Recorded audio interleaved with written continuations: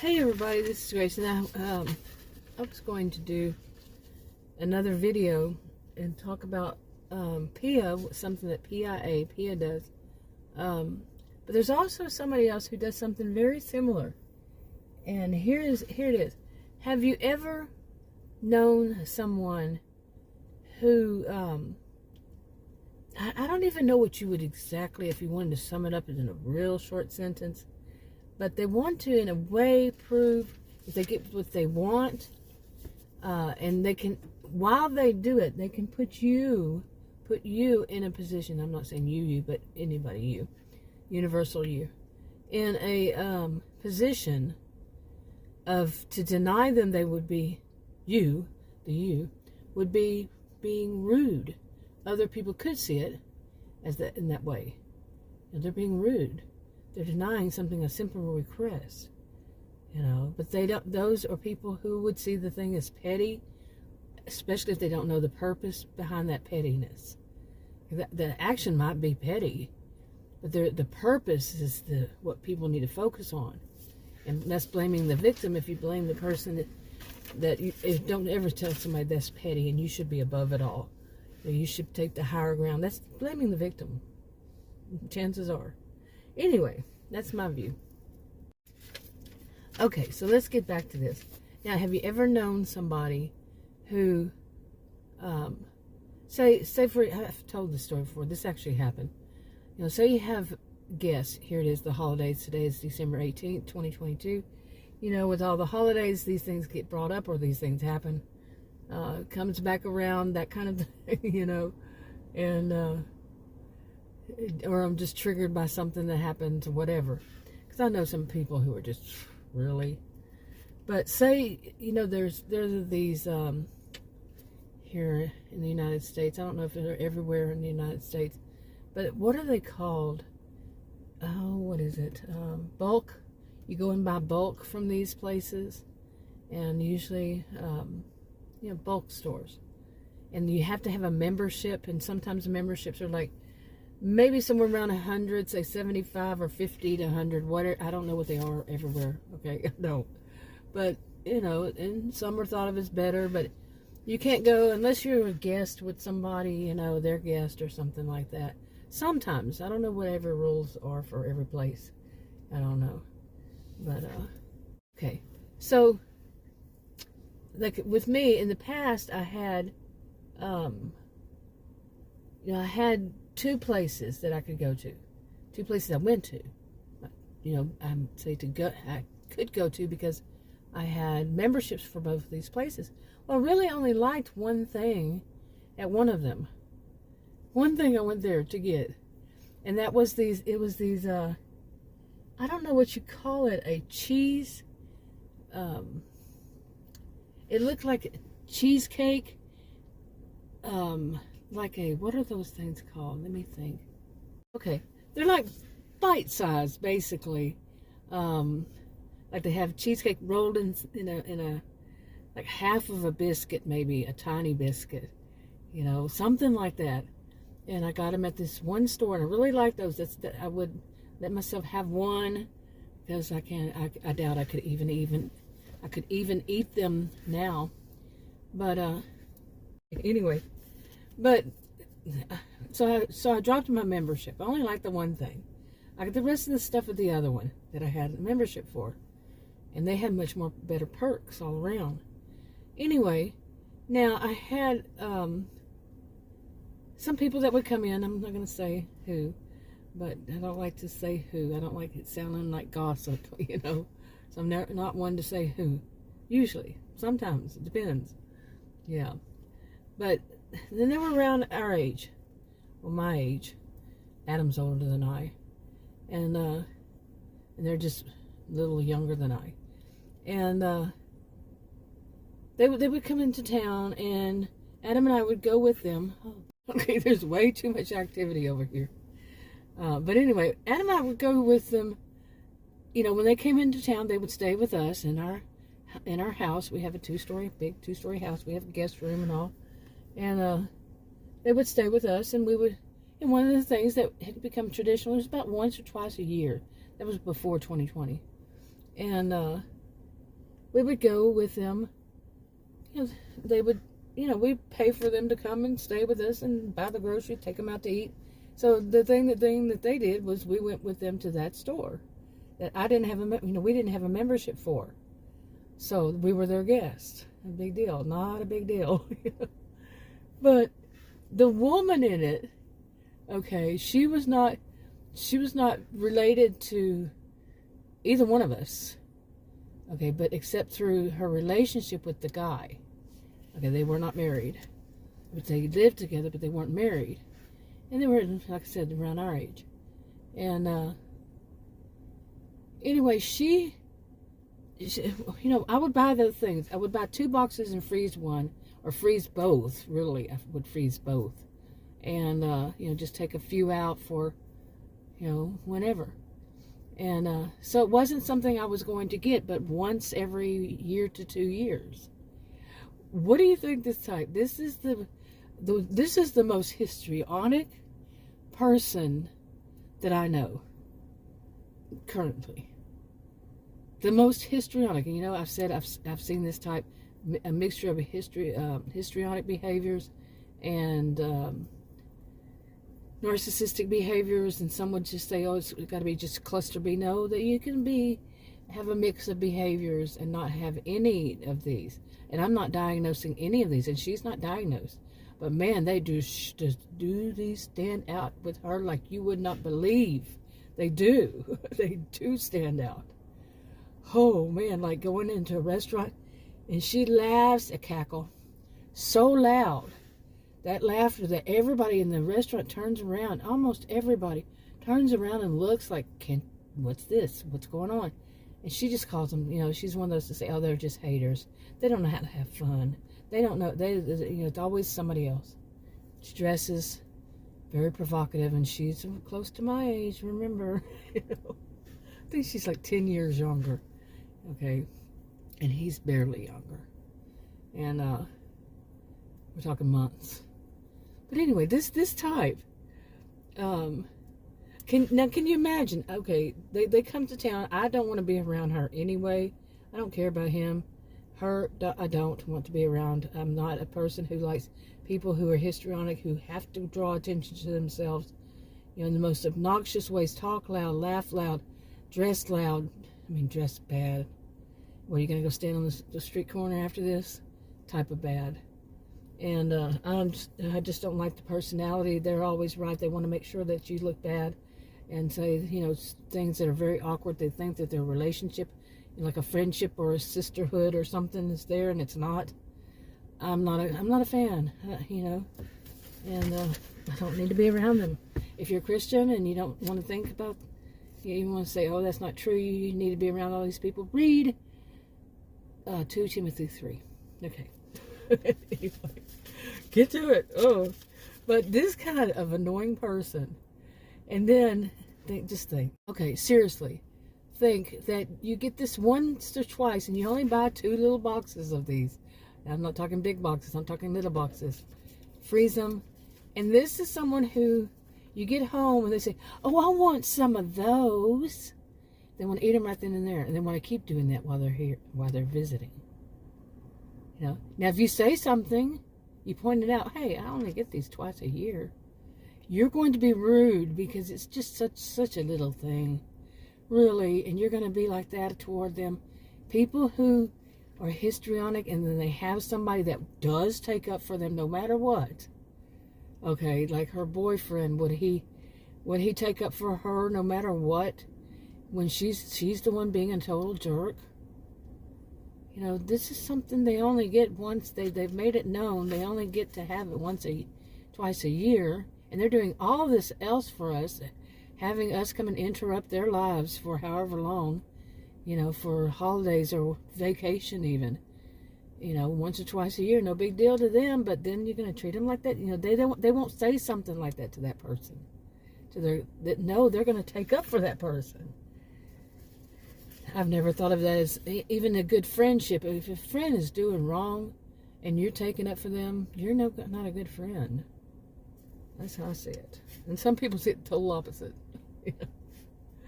Through thick and thin. Yeah. Anyway, Okay, so they you know, in this situation, oh, let me see, hold on. Okay, back to this. Now, say that they want, you know, where were we? You know, they want to eat something right then. That's something you just bought. You don't get that much of it. You don't, you know, the whole situation. They want to eat as, you know, some then. They will even try to eat as much as possible. Think of it as some skinny person. You know, try to go, oh, well, everybody should have some right now. You know? So then they are looking like they're a great hostess. Or host. Or hostess. You see? And for you to deny it, you're not. I mean, really. These are the little petty things that they can do. Some of them. And she is in this one. Her name is Lila. Okay, well, her pseudonym. I give everybody a pseudonym. Even me. This is Lila. Okay, I even give my dogs a pseudonym.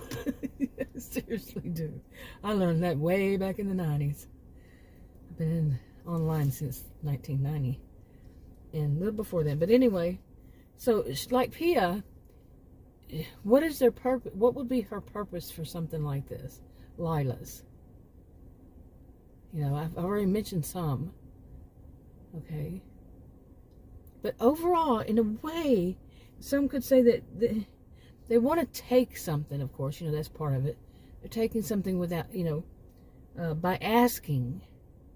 You know, some just take without asking. They steal it.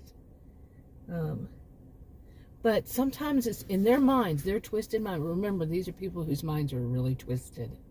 And their twisted minds is hard for me to even think. But I could see, because I've known them since I was born, these types. Okay. To them, it somehow, some way shows them as superior in their minds. In their minds. It proves that they're superior. Like Pia, you know, whose family keeps it all in the family, the way they marry, you know, like say the mother's cousin's adult son marry, you know, the female's mother's cousin's adult son. They'll do that kind of thing. And you know, somewhere, isn't it removed, you know, or further removed or something like that? But they're going to keep everything in the family. Okay, so they see their families as superior. So in their twisted minds, this is a way to keep everybody knowing that they and or their families are superior. Okay, because and you know, they're manipulating people, or it's just how it's supposed to be. When they ask, you provide. Period. Even if it's something that, you know, something this petty, this small, this, you know, really insignificant in the whole of life, but their actions are significant because of the way they are showing you and the way they're treating you and the way that they're, you know, if you're around somebody who does this every day, several times a day even, yeah, that's really bad. But see, these are people who pointed out, you know, try in every way to make, and if you don't do it, you're wrong.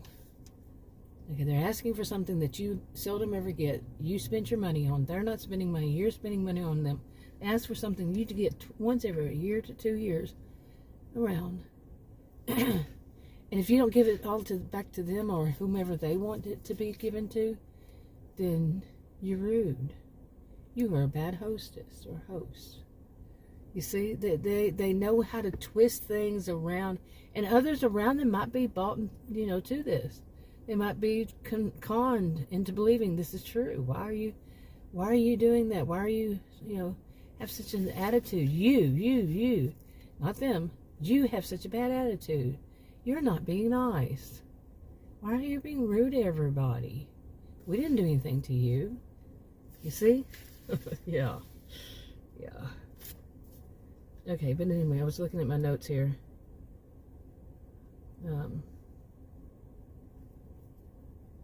But to her also, it's a way to prove something to herself and that one person, her victim, you know. Then they, you know, this type seems to think that it elevates their standing because they show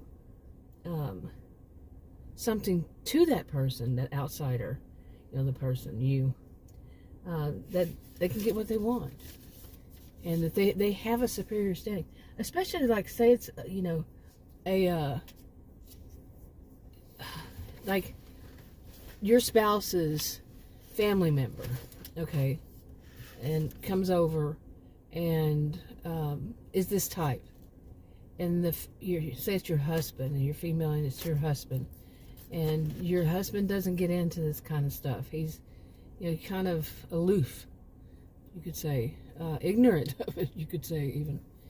But say his sister, when he's always thought he had to protect and all that, she was very conning, she was very manipulative, and had him believe that she needed his help, and she always needs his help, cry, cry, cry. That type. And they just want to prove to you, I can twist your husband's mind because he's my brother. I'm on top, you're last. Some people, some families, this type I've mentioned, like Pia's, they really do believe this way. Anybody that marries into him that is not part of their family, blood related, some of them see him as insignificant, disposable. They just don't have any worth. They're just the lowest of the low to them, and they'll show it and try to prove it repeatedly. So you see, they're doing this on purpose. They're doing these things on purpose to continue to show and to continue to reinforce in that blood relative how that it's supposed to be. They want to keep reinforcing that it's got to be the family first, the blood family, not your wife. Nope, not even. For some, it's not even your kids. Seriously, it's that the adults come before the kids. If the kids are from someone who's not part of the family clan, man, blow your mind. But let me see. But anyway, she's basically trying to show her place on the totem pole, and this is Lila. Lila does it, and Pia does it. Okay, they're showing their place on the totem pole. Now, Lila is actually not part of the blood, but still trying, the blood relative, but the clan, but still trying to show her place on the totem pole above you. Like I said, universal you. Yeah. Come on. This is how these people are about, always trying to show their place on some totem pole. I don't play totem pole game. I know there's one exists. I'm a social and behavioral scientist. My master's is in sociology. I taught at college and university. And yes, I do know that there are totem pole mentalities. Totem pole and so on and so forth. It's ridiculous, but it's not something I'm going to play, period. Okay, I looked at my notes. I think I've done enough on this part, but there's one more that's kind of attached to it, but I want to make a separate one. And I think some people have experienced it. It might be that it's something like I said, I really haven't, these are not things I've heard people talk about. But one of the things I've noticed over 59 years here, okay, I had to cut that. Some kids were way down the road. Now I'll put other people's kids in my video. I checked it and it showed that they weren't in there. I hope I'm right. But anyway, one of the things I have noticed about these is the games, I think many people have noticed this. The games tend to be similar. No two things are exactly alike. Two situations, no. Two people, the way they behave. But basically, okay, we could say basically, they do. But some of these seem like they were more of the games that people play, that some people play. From when I was a child, I had seen these types of behaviors, games. Okay, but then, those were like what I used to see when I was young. Like I said, I was born into this, seeing this in people. I remember as a child questioning why. Why was my favorite question. My favorite whole sentence, why? But anyway, from childhood. But anyway, So those are the kinds of games that people would play. Some of these types would play back then, and it's changed over the years. What it's like they give out scripts or something. They have special emails or something. All that they send them to send them out to everybody. So this is what game we're going to play this time, because it does seem like they play the same kind of games in the same. I mean, I'm old enough to know decades. Okay, what it's been through different times, different periods, and this is, this one I mentioned, two that I'm going to talk about, main ones, maybe more. I think about it, but they're doing them now. Okay, and I'm going to say this, that it can be people who are, say people who are sheltered, or people who are sheltered, living in a kind of family system when they don't really get out much, and they're not ones to whatever, or there could be people who, they're sheltered from that. They don't see that game, but it's their own. It's within their own family, or even they come from different countries, okay, of origin. And that's the games that are being played out when they were young there, or currently. That's the big one. They're still being played out. That country that hasn't, the people in that country, and you may know many of them, they don't seem to be to know that this is the newest, the latest. They don't get the same emails. I know that's not going to happen. I know that. I'm just using an example. It's cultural. Okay, and say that they, say Lila and Pia are from two different countries. Okay, and to you, so it's three different countries altogether. You see what I'm saying? And so they're not all going to play the same kind of game and same game, but it's going to still be a game that someone like that would do. I guess that makes sense. I think I'm going to wrap it up. I'll talk to you on another video. Bye.